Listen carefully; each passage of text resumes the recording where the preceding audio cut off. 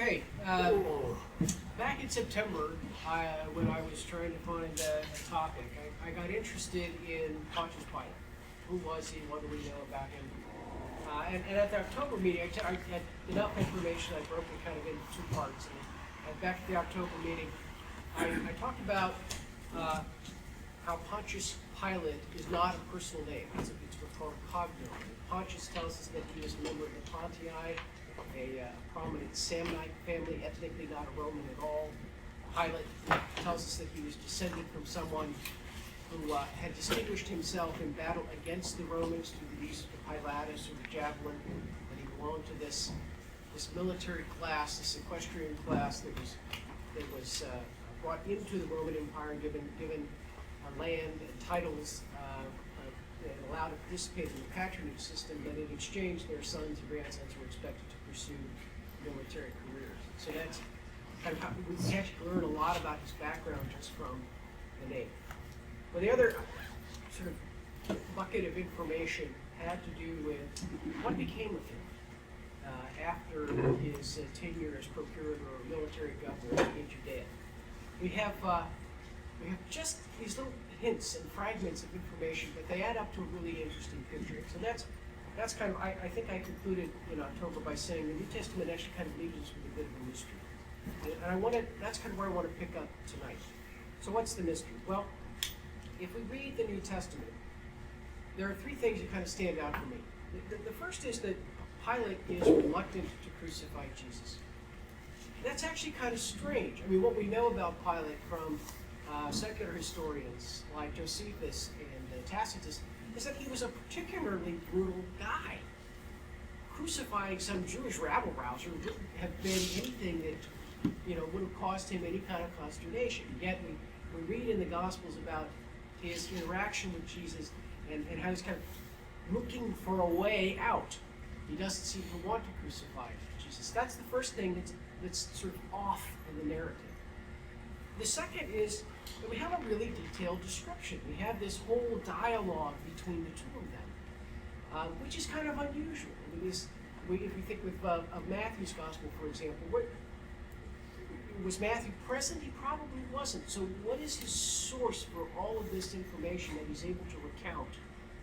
And then third, particularly in Matthew's Gospel, we have this interesting detail. Pilate's wife sends a message to Pilate to have nothing to do with this innocent man because she's been much troubled by a dream that she had about him. It's easy to read over that, but something important is going on. It's not really important to the narrative. I mean, if Pilate had acted on his wife's message, then it would make sense to include it, right? If he'd stood up and said, everybody, I'd really like to crucify the guy, but the wife says I can't, then, you would understand why that message is there, but it doesn't change the outcome. So again, we're kind of left to wonder, why is it there? And how does Matthew know this? This would have been a private communication, even if he was present when Jesus was interrogated. It's not likely the information that Matthew would know. So the more I read this account of the interaction between Pilate and Jesus, the more questions I have, the stranger it seems.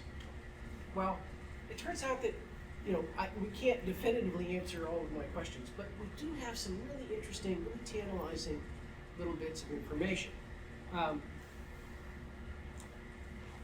Pilate was recalled to Rome in 36 AD. He put down a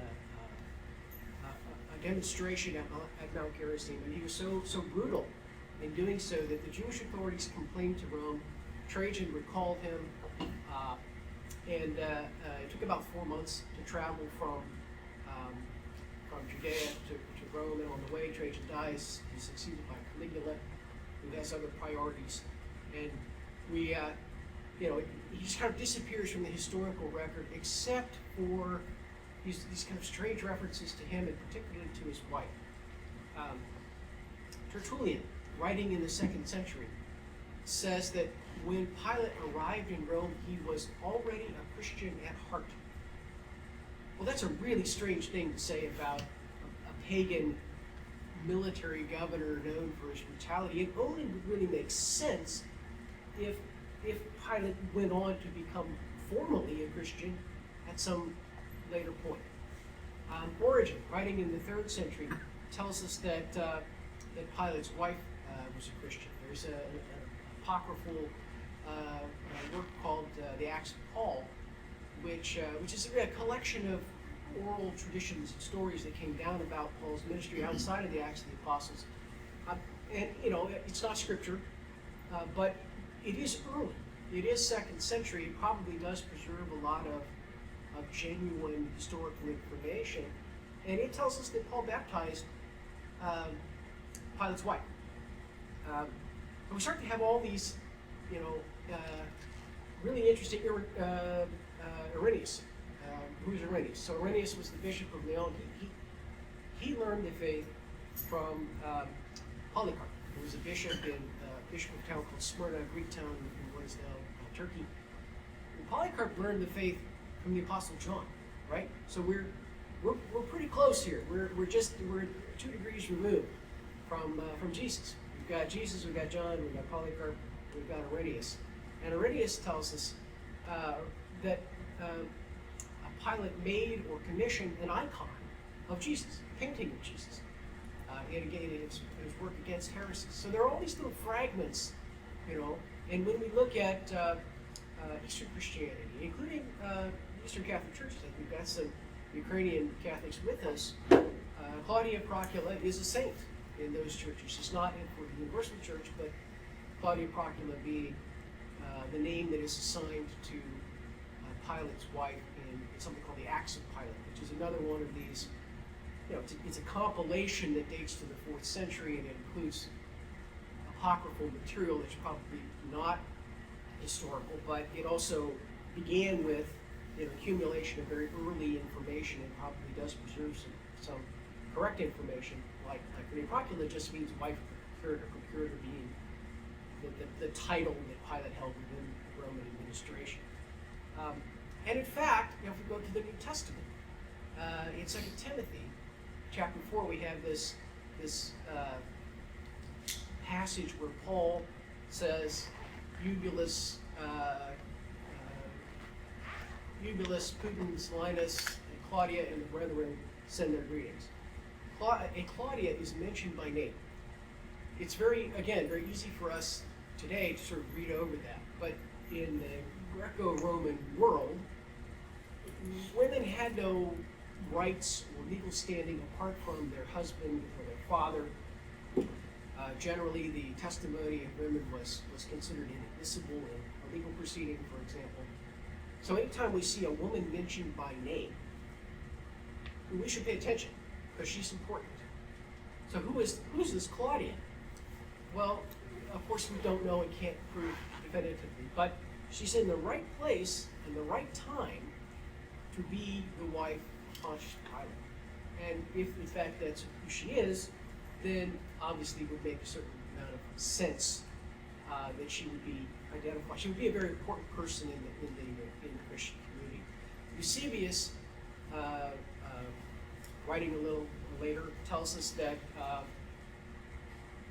Pontius Pilate committed suicide, well, that he was ordered to commit suicide, that he was forced to commit suicide, which this is my speculation at this point, because we do see this sort of split between Eastern and Western Christianity. In Eastern Christianity, we have the wife of Pilate venerated as a saint, and we have a kind of, I'll say, more favorable view of Pilate as a person than we do in the West. And in fact, in Ethiopia, and I've mentioned the Tewahedo Christians before, but Christianity went to Ethiopia, arrived in Ethiopia very early. It's Philip in the Acts of the Apostles that has the interaction with the Ethiopian eunuch. And in fact, that's supported by documentary evidence outside the Bible, by archaeology, and so on. But when Christianity arrived in Ethiopia, went up into the highlands, it continued to be practiced there in this very early form that really survived into the 1970s. Very early form of the Mass. For example, the Tewahedo Christians accept that Jesus is really present in the Eucharist, but they don't make a distinction between consubstantiation that you would find among the Orthodox, for example, versus transubstantiation, because they were never a party to those early church councils. The faith as they practice it predates those discussions and debates within the church. A lot of very early information is preserved in Ethiopia. The Book of Jubilees, the Book of Enoch, things that we have references to, did not survive in either Eastern Christianity or Western Christianity, but copies were preserved in Ethiopia. The Ethiopians insist that Pilate not only converted to Christianity, but died a martyr. And I wonder if what's going on here is it kind of the evaluation of the way in which he died. Suicide would be a mortal sin. Suicide is, the intentional killing of a person, and because the person you're killing is yourself, you are depriving yourself of any opportunity to ever repent of that sin. So if you looked at Pilate's death as recounted by Eusebius, and you said, well, that's a suicide, then you might have this, I'll say, more negative view of Pilate that you find in the West. If you look at it and said, well, it wasn't a free act of the will, and sin always requires a free act of the will. It was done under duress, and it was done because he refused to deny Christ. He would not deny Christ.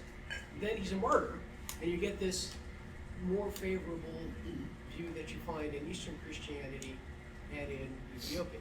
And so I wonder if the reason we don't have these sort of differing views of Pilate doesn't come down to how we assess his death.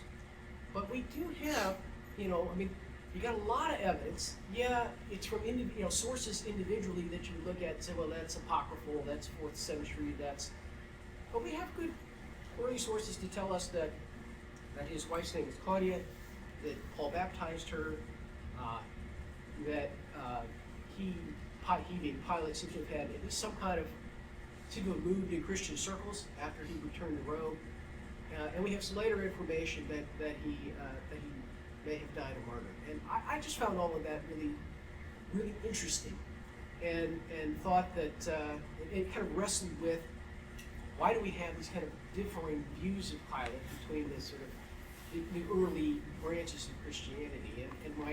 So to come back to my original question, the mystery, right? We read in Matthew's Gospel about this rather detailed interaction between Pilate and Jesus. We see this depiction of Pilate as somebody who's obviously affected by Jesus and uncomfortable with putting him to death. And we have this odd reference to this message that Pilate received from his wife. What is the source of that? Why do we have it the way we have it? Possibly because the source is the wife of Pilate or Pilate.